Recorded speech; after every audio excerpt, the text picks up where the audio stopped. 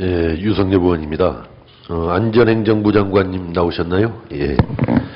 장관님 잠깐 이석을 잠깐 하겠습니다. 아, 그래요? 예. 그러면 뭐 우리 실장님한테 물어보죠. 예. 우리 지방자치가 부활 실시된 지가 이제 20년 가까이 되고 있고 지방의회 기준으로 보면 20년이 좀 넘었죠. 네. 그런데 이거 지방 분권의 진전되는 상황을 보면은 대단히 좀 터덕거리고 미흡하다라는 생각을 지울 수가 없습니다. 국세 대 지방세의 비중을 보면은요, 지방자치가 부활 실시되었던 95년에도 8대2, 그러니까 국세가 8이고 지방세 총합이 20% 정도 되는 거죠. 그런데 이게 전혀 미동도 변함이 없습니다. 뭐 최근에 들어와가지고 지방 소비세, 지방 소득세를 신설했다라고는 하지만은 결국 이것이 어떤 지방 재정의 어떤 감축, 감액에 대한 보전책으로만 활용될 뿐이지 추가적으로 지방 재정을 높여주는 이런 부분으로 작용을 못하고 있단 말이죠.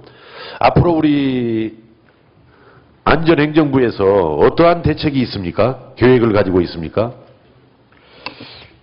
지방자치 전반에 대해서는 최근에 이제 지방자치발전위원회가 새로 구성되어서 여러 가지 과제들을 이제 연구해 나갈 예정이고 있고요. 이 지방세 부분에 대해서는 제가 알기로는 지금 이번에 지방소득세가 새로 독립세가 되고 또 그래서 신장성이 높은 세수가 주로 지방세 쪽으로 좀 가는 것 같아요. 아무래도 이제 이 문제야 우리 안전행정부에서는 지방자치단체를 대변해서 지방재정을 좀 늘려주겠다라는 기본적인 그런 입장으로 갑니다만은 기획재정부에서 이걸 너무 틀어막는 것 같아요. 전혀 기획재정부는 지방 분권에 대한 어떤 마인드, 이 의식이 조금도 없는 것 같은데 오늘 여기는 이제 장관님 안 나오시고 우리 기재부 차관님 나오셨는데요.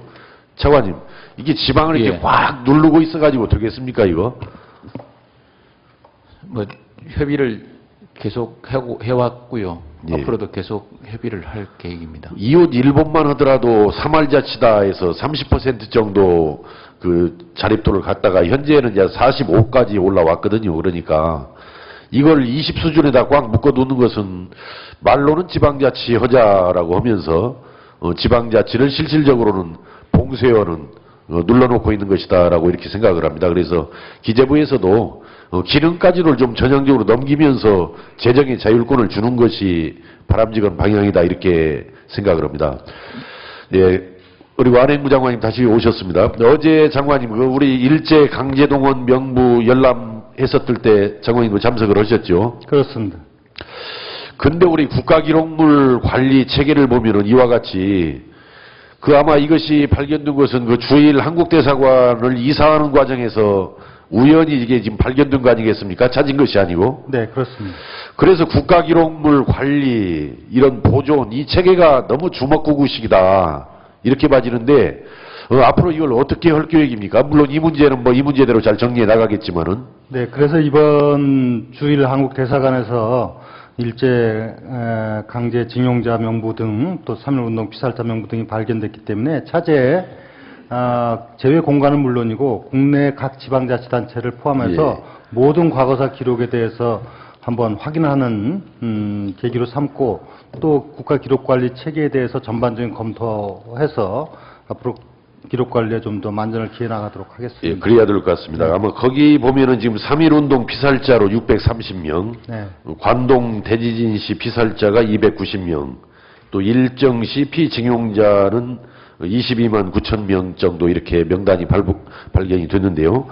보훈처장님, 지금 어제 우리가 발견된 열람원 문서에 보면은 3.1운동 피살자 명부가 630명이다 해가지고 어제 우리 안전행정부 보고에 의하면은 서운을 받지 않는 사람이 거기가 발견이 됐어요. 그 중에서 630명 중에서 네. 경기도에 100여 명, 충청도에 69명에서 169명이 아직 서운을 받지 않은 것으로 되어 있는데 이걸 어떻게 처리할 계획입니까? 보훈처에 지금 자료를 검토하고 있습니다. 예, 검토해서 아직도 서운을 받지 못한 사람들은 이 공적을 확인해서 서운할 수 있도록 지금 추진하고 있습니다. 그러면은 이것을 신청을 받아서 지정을 할 계획입니까? 아니면은 직권으로라도 지정할 계획입니까? 확인이 되면은. 저희들이 그 추진 방안을 지금 검토하고 있습니다. 예. 뭐 별로 깊게 지금 처장님이 파악을 못하고 계시는군요, 내용을.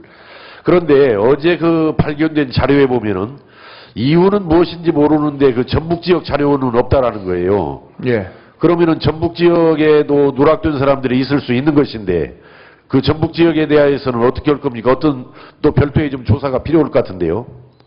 예, 하여튼 저희들이 지금 검토하고 있으니까 검토해서 올바른 방향해서 의원님께 보고 드리도록 그렇게 하겠습니다. 외교부 장관님. 네네.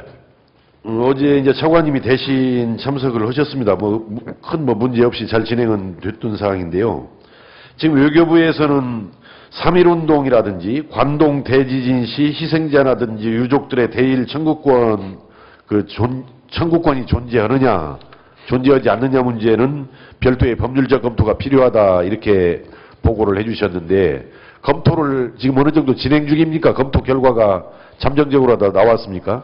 지금 계속 검토를 하고 있는 상황입니다. 거기에 대해서는 장관님은 어떤 견해를 갖습니까? 대일 청구권 문제.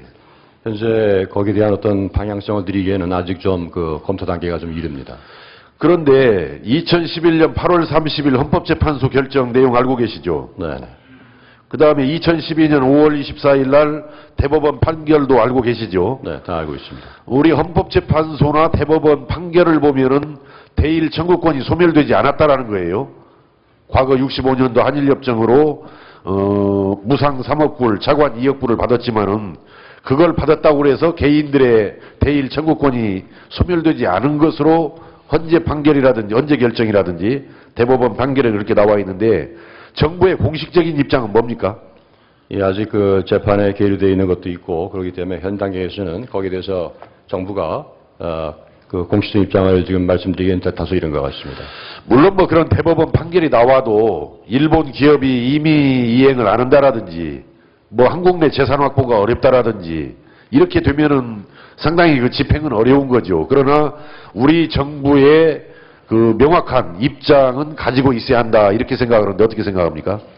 예, 이것은 많은 측면이 있기 때문에 그런 종합적인 측면을 다 검토하고 나서 정부의 입장을 확정지을 겁니다.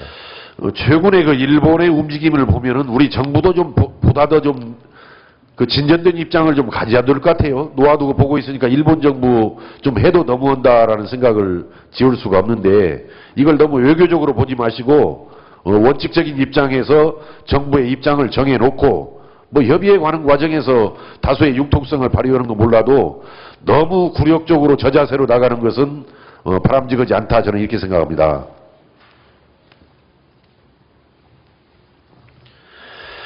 다음 국방부 장관님께 질의드리겠습니다. 예. 최근에 그 군부대 단체 급식이라든지 식중독 발생률이 줄어들지 않고 계속 늘어나는 추세다. 이것은 뭐 전투력 상실이라든지 사회 문제화가 되고 있다라고 감사원에서도 지적한 바가 있는데 앞으로 어떤 대책을 강구하고 계십니까?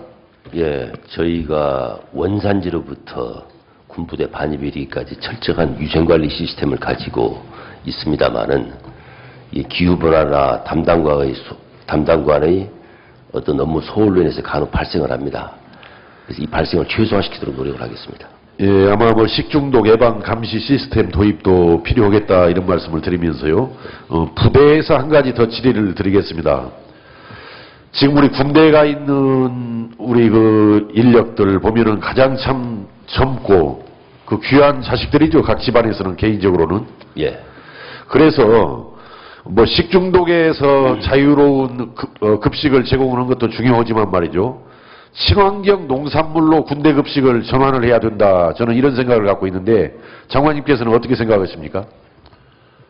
뭐 범국가적 차원에서 우리 농촌 경제에 도움이 된다면은 이 문제는 관련 부처와 협의를 해가지고 아마 예산이 소요될 거라고 생각을 합니다.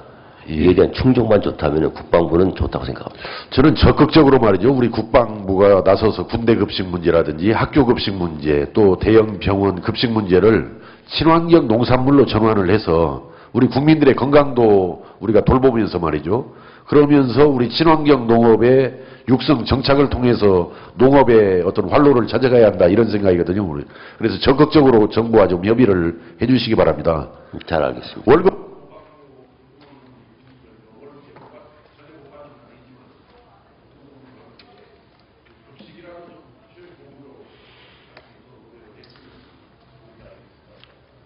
알겠습니다.